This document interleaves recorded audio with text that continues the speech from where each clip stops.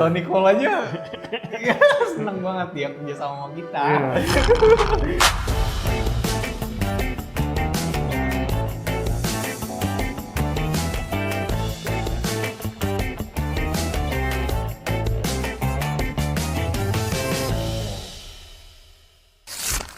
Oke, kembali lagi bersama saya Rizky di Tech Talk, ruang diskusi di mana teknologi bertemu dengan strategi. Kali ini kita kedatangan salah satu prinsipal yang sudah cukup lama bekerja sama dengan Wahana pastinya. Kenalin, Pak Yusman, Hai. Territory Manager Sonic Wall di Indonesia. Ya, apa kabar bro? Sehat Pak? Alhamdulillah. Sehat Pak? Sehat. Sehat terus ya? Iya. Sehat terus untuk mencari pipeline di Indonesia. Number bro, number. Ya. Pak, ini kan kita mau diskusi aja sebenarnya. Kita santai aja. Siap.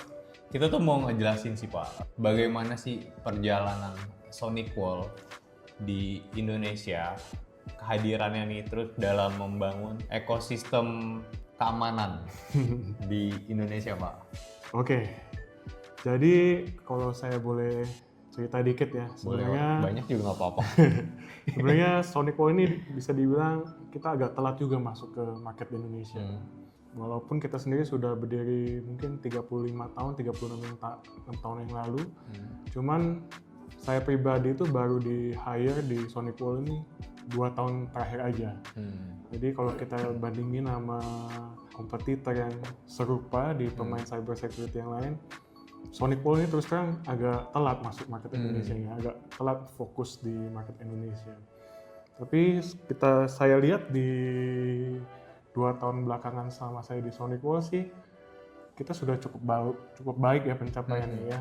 Jadi dibanding mungkin sebelum ada saya dan sekarang sudah ada saya lihat dari sisi kalau kita ngomongin number ya revenue itu sudah sangat baik lah, terutama dari sisi run rate bisnis Sonic Wall.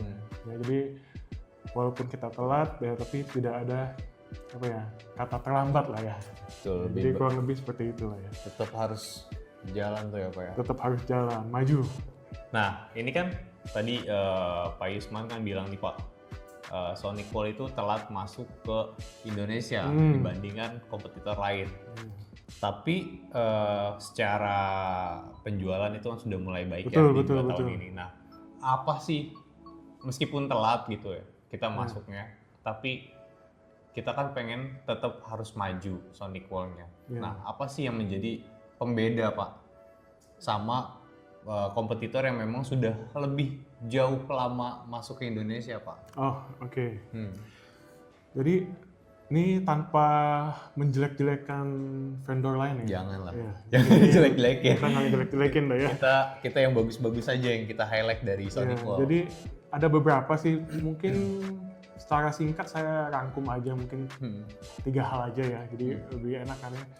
Jadi kalau di market itu memang Sonic Wall itu sudah populer, sudah kedengaran, itu dia sangat baik dari sisi total cost of ownership ya. Jadi artinya value atau fitur produk atau solusi yang ditawarkan Sonic Wall, kalau kita compare, kita bandingkan dengan nilai investasi yang harus dibeli atau ditanam oleh customer, itu presentasinya tuh cukup bagus. Jadi bahkan ada third party vendor yang melakukan tes mengenai TCO ini ya, total cost of ownership ini. Kita sebagai vendor itu Sonic Wall itu selalu mendapat posisi yang di atas gitu. Oke.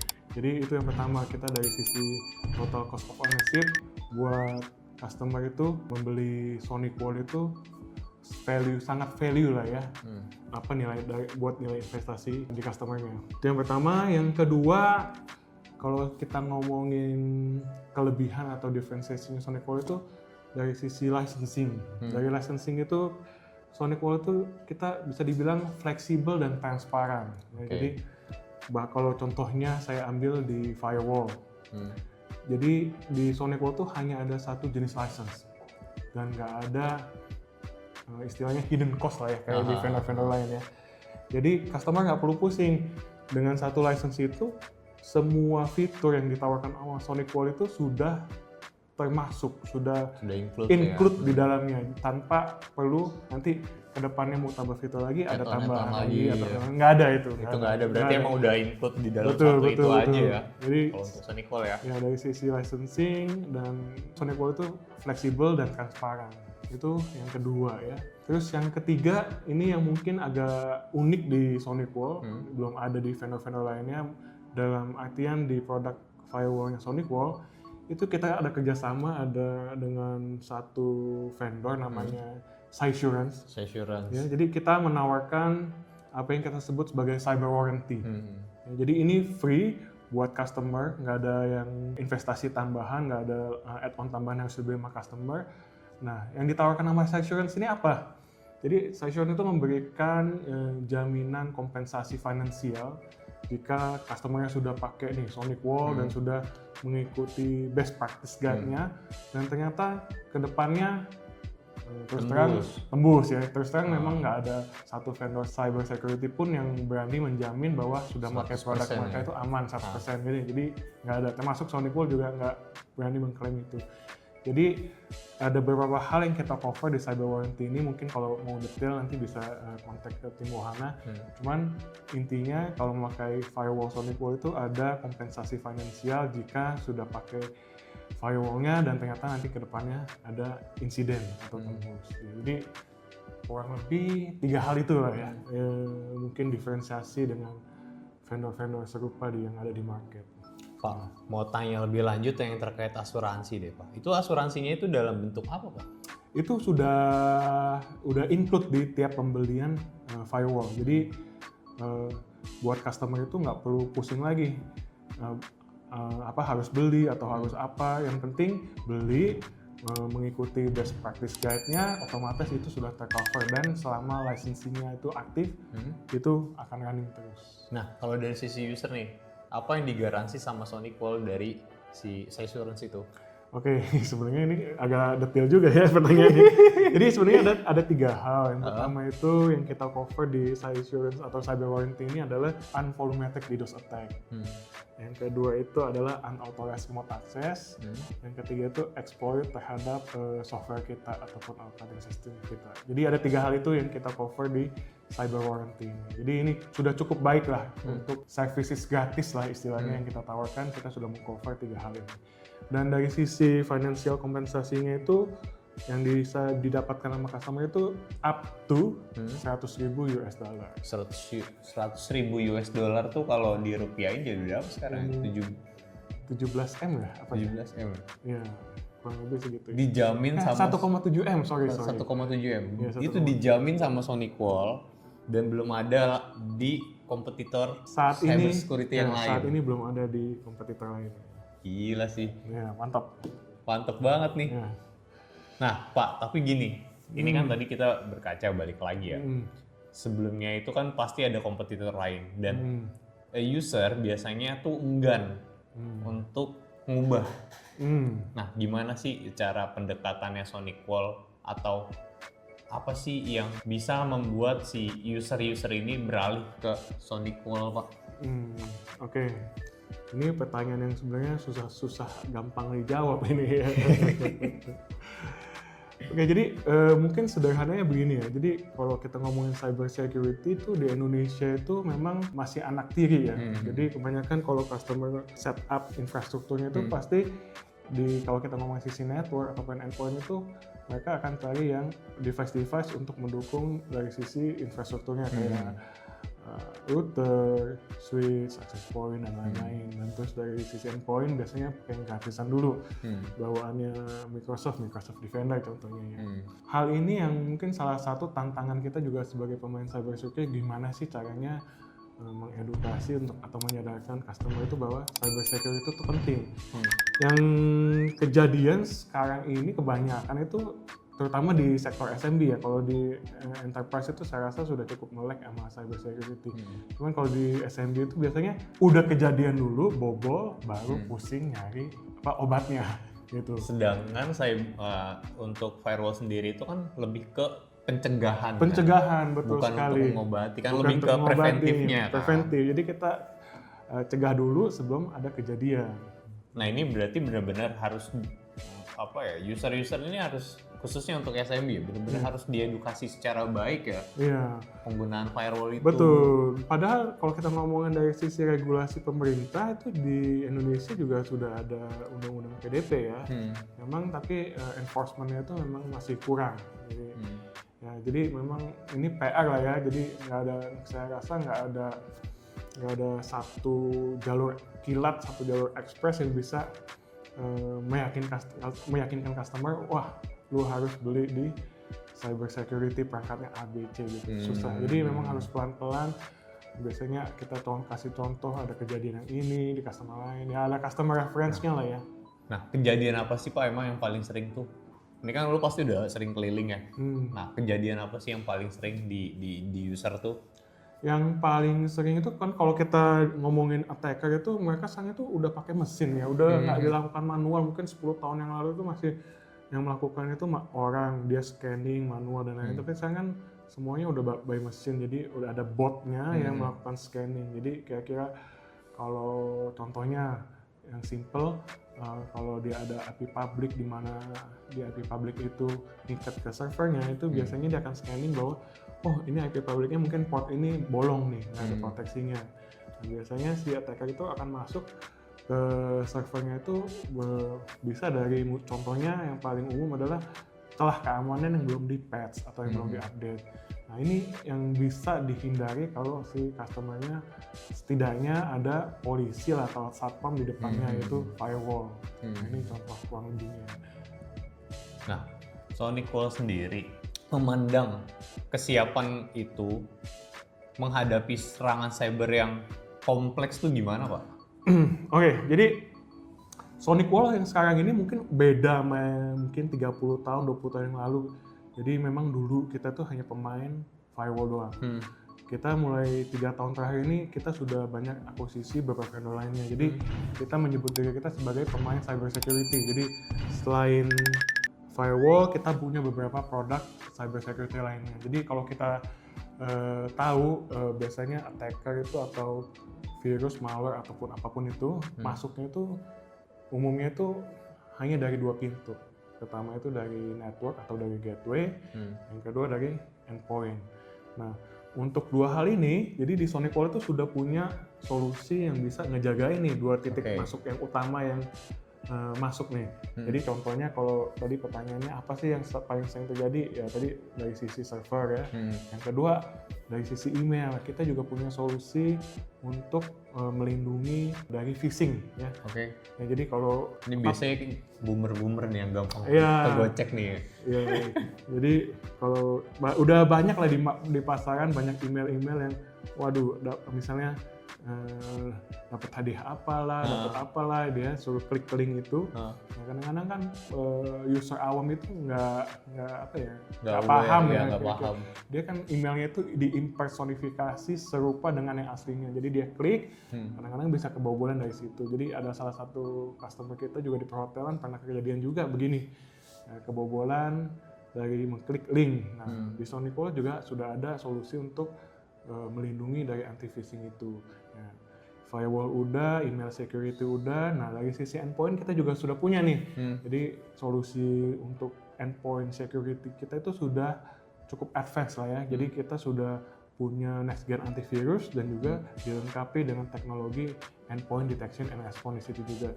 Jadi dari sisi network, di firewall dan email security kita punya, terus dari sisi endpoint kita juga punya endpoint security. Ya. Jadi sudah cukup komplit paling nggak untuk customer SMB dengan menggunakan solusi SonicWall itu bisa dibilang ya mungkin hampir 100% aman lah ya. Oke, Pak. Bisa tidur nyenyak. Mau tanya sedikit nih terkait yang email phishing itu. Nah, itu kan pasti domain-domain mereka kan sering banget berganti-ganti itu Pak. Ya kan, apalagi yang kayak gitu kan sering banget ganti. Nah, di sisi SonicWall sendiri tuh ada update secara berkala kah atau? Ya, ada. Kita ada database yang bisa update berkala dan sebenarnya ada banyak level proteksi ya. Salah satunya memang database update untuk domain-domain yang sudah diketahui atau known domain bahwa ini memang nggak benar lah domainnya. Cuman ada beberapa lagi yang bisa kita ambil di SonicWall. Contohnya di SonicWall ada fitur yang bisa kita ngeblok misalnya domain yang misalnya baru launching di bawah 30 hari. Jadi mencurigakan lah ya, itu dianggapnya mencurigakan berarti itu ya. Mencurigakan ya, tapi ini lebih spesifik ya. Jadi domain ini misalnya wpt.biz.one, dia baru register itu kurang dari 30 hari. Itu bisa kita blok juga. Di SonicWall memungkinkan untuk melakukan hal itu. Screen itu tuh ya. Jadi untuk user-user, partner-partner wahana kalau punya user-user yang banyak pekerja boomer, bisa banget tuh Bisa. dibeli ya, dicoba dulu lah, nggak apa-apa lah ya Pak ya. Boleh. POC dulu nggak apa-apa ya. Boleh, nanti tim wahana bisa bantu. Nanti sama Mas Satria dibantu buat POC. Iya. Nah, kira-kira ada ini nggak sih Pak, produk-produk ini kan kerja di era hybrid ini kan lagi marak ya di Indonesia tuh. Ada nggak sih perlindungan-perlindungan yang ditawarkan sama SonicWall itu sendiri sih Pak? Oke, jadi kalau kita ngomongin hybrid ya, jadi ini sebenarnya bukan sesuatu yang baru ya. Sejak pandemi 2019-2020 itu mungkin banyak perusahaan yang masih tetap mengadopsi sistem kerja yang hybrid. Jadi setengah di kantor, setengah di luar kantor ya. Nah, tapi mungkin kalau khusus mau kita ngomongin remote access gini, saya akan spesifik nyinggung ke industri tertentu nih, industri finansial ya. Karena kenapa industri finansial? Karena balik lagi di Indonesia itu regulasinya itu masih kurang untuk mendukung cyber security awareness. Nah, tapi khusus di industri finansial itu tahun lalu di bulan Agustus OJK ini kan badan yang mengawasi otoritas jasa keuangan emang khusus untuk financial industry di Indonesia ya. Dia mengeluarkan pedoman keamanan cyber security. Memang baru ada tuh berarti. Iya, Agustus 2025. Ya, jadi memang masih di bawah setahun dan sifatnya hanya pedoman, bukan peraturan kayak PDP yang sudah. Bukan sesuatu yang wajib memang harus Kalau PDP kan wajib dan ada akibatnya lah ya, kalau misalnya nggak comply ada hukumannya gitu. Cuman ini masih pedoman. Jadi di pedoman keamanan cyber security yang dikeluarkan sama OJK ini ada menyinggung salah satu hal yang kita disebut dengan Zero Trust Network Access. Apa tuh? Nah ini jadi salah satu solusi yang dari SonicWall kita push juga nih belakangan di Indonesia, terutama untuk user-user yang banyak melakukan hybrid workforce ya. Nah jadi sebenarnya kalau bahasa awamnya kita ngomongin Zero Trust Network Access atau saya singkat ZTN aja ya, ini sebenarnya next generation-nya VPN. Nah, jadi dia gunanya agar user yang ada di luar premisnya perusahaan itu bisa mengakses resource yang ada di perusahaan, di premisnya perusahaan itu dengan aman.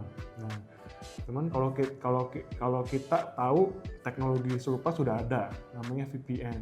Cuman kalau VPN itu dilihat dari sisi security-nya itu masih kurang aman. Jadi terutama itu tidak ada yang namanya continuous security posture checking, terus dia memungkinkan lateral movement. Nah, dua hal penting ini yang bisa di handle atau bisa diatasi sama si CTNA. Nah, jadi di CTNA itu dia bisa melakukan apa yang disebut continuous security posture ya. Jadi baik dari user sebelum login maupun setelah login, dia akan ada kayak semacam polisi atau satpam yang ngejagain terus-menerus. Jadi contohnya misalnya nih usernya udah login, terus dia nyolokin USB-nya ada malware. Nah, malware ini kan kita nggak tahu nih bisa ngapain, mungkin aja bisa tiba-tiba akses ke mana-mana lah ya, istilahnya gampangnya gitu. Nah, si agentnya si TNA-nya SonicWall bisa kerjasama dengan agent endpoint. Kalau terdeteksi ada malware itu koneksi si user ke resource kantor itu yang melalui CTN itu bisa langsung diputus. Nah, jadi saat itu diputus sampai nanti misalnya malware-nya sudah dibersihkan, baru si usernya bisa connect lagi. Itu jadi salah satu hal yang mungkin agak membedakan teknologi CTNA dengan traditional VPN. Ya, pada intinya sih kalau kita ngomongin ZTNA ya trust no one, always verify. Ini kan prinsip umum ya. Jadi kurang lebih seperti itu. Gitu teman-teman, itu jadi sejauh mana sih ZTNA bisa ngebantu perusahaan di Indonesia, bantu teman-teman reseller, edukasi ke usernya, yaitu sejauh itu, sekeren itu dan secanggih itu. Dan dari sisi kita kalau ngomongin deployment juga gampang karena ZTNA ini kan cloud based. Jadi kalau customer beli itu nggak perlu pusing hardware-nya gimana, terus buat policy gimana, segala macam nggak. Ini cloud based, belinya misalnya untuk 100 ya langsung bisa dipakai pada saat itu juga untuk 100 user. Nggak pusing-pusing otak-atik server dengan betul. hardware-nya ya Pak ya. Jadi gitu teman-teman, keren banget kan. Maksudnya ya memang Wahana punya nih solusi untuk cyber security yang emang keren banget. Salah satunya SonicWall, karena kita kan ada beberapa juga Pak, betul. Ya kan? Beberapa juga yang memang untuk cyber security cuma beda layer. Kalau SonicWall itu untuk layer 3 ya. Firewall layer 3, nanti kita juga ada lagi salah satu produk yang memang untuk layer 7-nya kayak gitu. Jadinya solusi lengkap yang ditawarkan sama Wahana tuh benar-benar lengkap gitu. Jadi kalian gak usah takut dan gak usah ragu untuk kerjasama sama Wahana sih. Betul. Setuju? Iya, setuju lah. SonicWall aja seneng banget dia kerjasama sama kita. Kayak gitu. Oke Pak, thank you banget diskusinya. Sama-sama. Gue tahu lu harus lanjut meeting lagi. Gue harus colong-colong waktu lu lagi. Semoga kedepannya kita bisa diskusi lagi ya Pak. Baik. Terima kasih atas undangannya. Siap. Thank you teman-teman. Mungkin untuk kali ini cukup sekian Tech Talk kita kali ini. Sampai jumpa di Tech Talk selanjutnya. Bye.